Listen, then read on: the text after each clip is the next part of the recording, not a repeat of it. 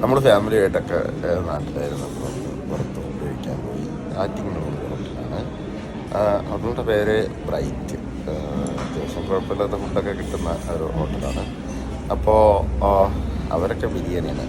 ഇത് റീൽസിലൊക്കെ പറയുന്നത് അവസാനം പറഞ്ഞു വരുമ്പോൾ അവരൊക്കെ ബിരിയാണിയിലാണ്. അതുപോലെ തന്നെ വൈഫും കുട്ടികളൊക്കെ ബിരിയാണിയാണ് പറഞ്ഞത്.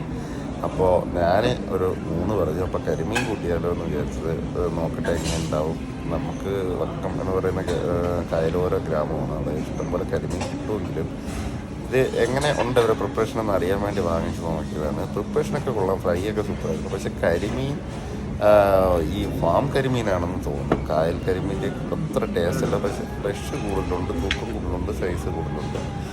കുഴപ്പമില്ലായിരുന്നു. പക്ഷേ എനിക്ക് കൂടുതൽ ഇഷ്ടം കായൽ കരിമീനാണ്. അപ്പം നമ്മൾ സബ്സ്ക്രൈബ് ചെയ്യണേ, ഫോളോ ചെയ്യണേ, നമ്മൾ സപ്പോർട്ട് ചെയ്യണേ. വേറൊരു വീഡിയോ കാണാം.